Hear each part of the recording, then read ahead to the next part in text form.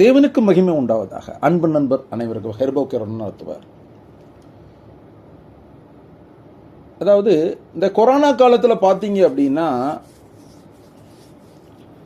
நிறைய கொரோனா பேஷண்ட்டுகளை வந்து சித்த மருத்துவத்தில் வந்து குணப்படுத்தினாங்க. என்னுடைய நண்பர்கள் மருத்துவர்கள் நிறைய பேர் பார்த்தீங்க அப்படின்னா அவங்களுடைய மருத்துவமனையில் வந்து 10-15 பெட்டெல்லாம் போட்டிருந்தாங்க. பற்றாக்குறையாக இருக்குது அப்படிங்கிறதுக்காக எமர்ஜென்சிக்காக தன்னுடைய வீடுகளில் உள்ள ஒரு பகுதியை கூட மருத்துவமனை மாதிரி மாற்றி செட் பண்ணி அதுக்கான மருந்துகளை வரவழைச்சி அரசுகள் தந்த இலவச மருந்துகளையும் கொடுத்து நிறைய இலவச விஷயங்கள்லாம் செய்தாங்க. அதுக்கெல்லாம் என்னுடைய நண்பர்களுக்கு நான் கோடானகோடி மருத்துவர்களுக்கு நான் சொல்கிறேன். ஒரு சில சார்களால், மூலிகை சாறுனால்களால் வைத்தியம் பார்த்து காப்பாற்றின எவ்வளோ பேஷண்ட்டுகள் இருக்காங்க. அமௌண்ட்டுகள் இல்லாத பல நோயாளிகளை காப்பாற்றினாங்க.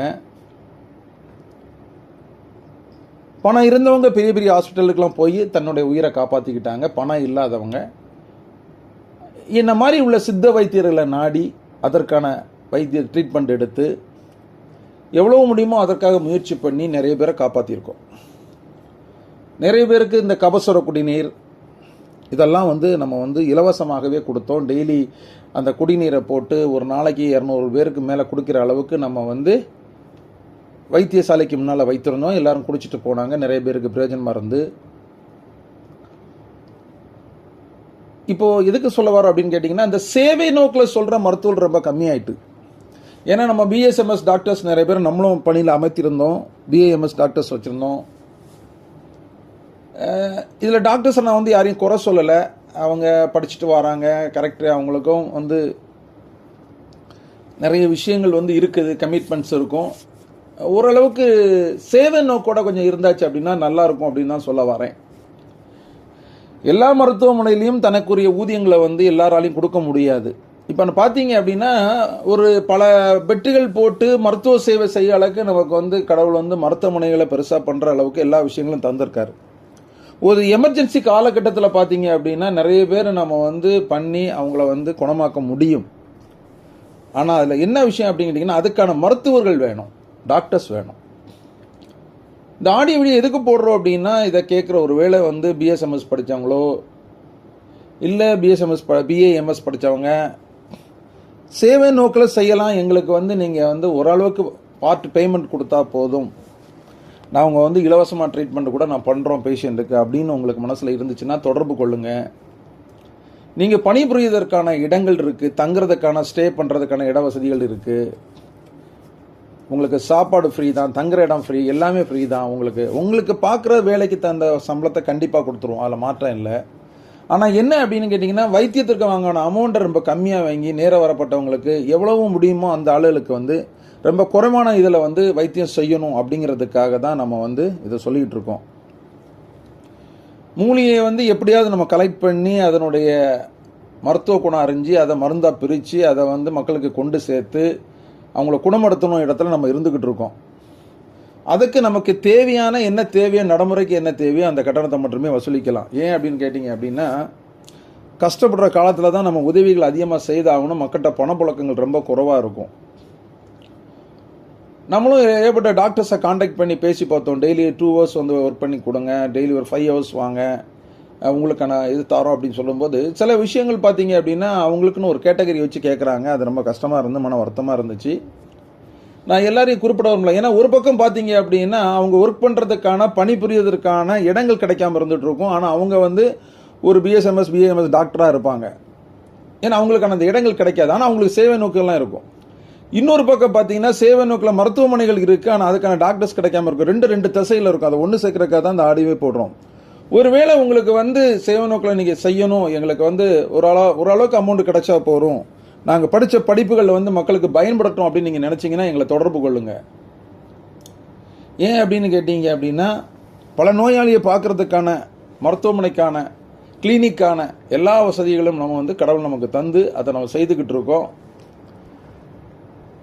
அந்தந்த செக்ஷனுக்காக தனித்தனியாக நம்ம பிரித்து திறந்து முட்டு வலிக்கு இப்போ தனியாக, ஜாயின்ட் பெயினுக்கு தனியாக, முதுவலிக்கு தனியாக, உங்களுக்கு ஆக்சுவலாக பிசியோதெரப்பி பண்ணுற அளவுக்கு தனியாக,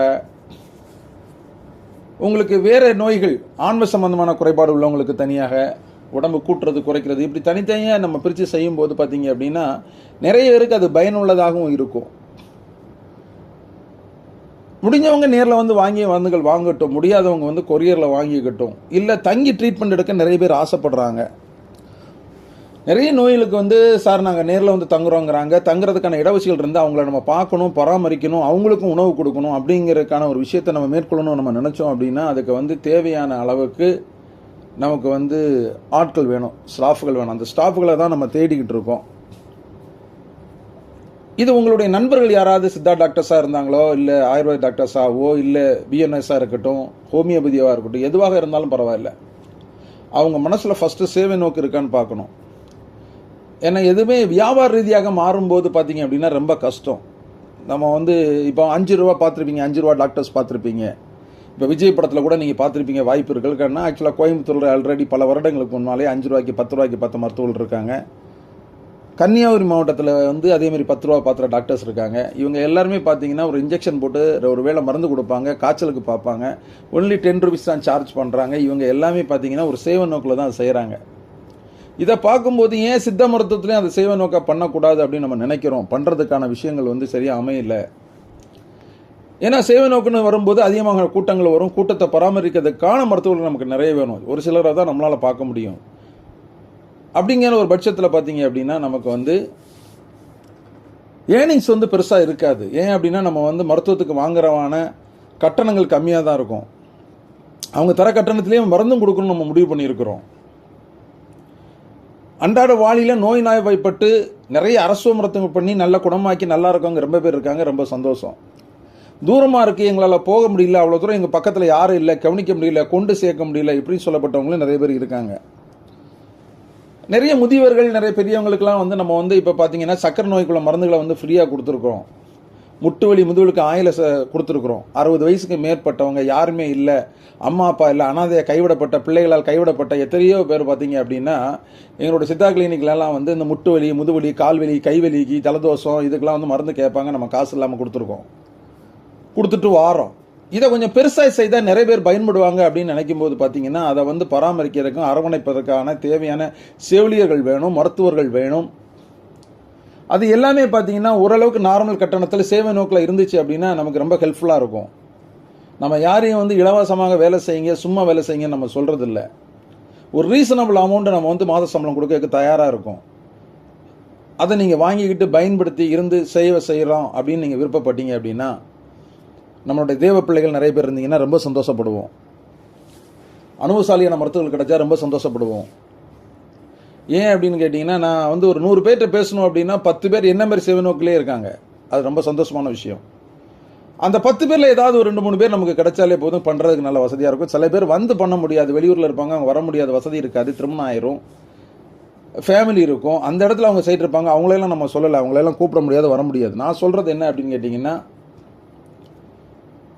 சரி நான் சேவை நோக்காகவே வாழ்கிறேங்க, எனக்கு பெருசாக வந்து ஃபேமிலி பற்றியெல்லாம் ஒன்றும் இல்லை, எனக்கு ஃபேமிலி ஆல்ரெடி இல்லை, நான் இந்த ஹாஸ்டலில் தங்கி தான் படித்தேன், இந்த பாஸ்டர் தான் என்னை படிக்க வச்சார், நான் இந்த இடத்துல தான் நான் படித்தேன், நான் பிறக்கும்போது யாருமே இல்லாமல் தான் இருந்தேன், இப்படி உள்ள எத்தனையோ மருத்துவர்கள்லாம் இருக்காங்க சேவை நோக்கு கொண்டவங்க. அப்படிங்க இருந்தீங்க அப்படின்னா நீங்கள் கண்டிப்பாக தொடர்பு கொள்ளுங்கள். நல்ல ஒரு வளமான சின்ன அமௌண்ட்டில் ஒரு பெரிய மருத்துவமனையை நம்மளால் பண்ண முடியும், நிறுவ முடியும். அதற்கான வேலைகள் செய்யிட்டுருக்கோம். கண்டிப்பாக ஹெல்ப்ஃபுல்லாக இருக்கும். இது உங்கள் நண்பர்கள் ஷேர் பண்ணி சப்ஸ்கிரைப் பண்ணுங்கள். அருகில் உள்ள பெல் பட்டன் அமுக்குங்க. இன்னொரு நல்ல ஆடியோ வீடியோவில் நம்ம சந்திப்போம். நன்றி, வணக்கம்.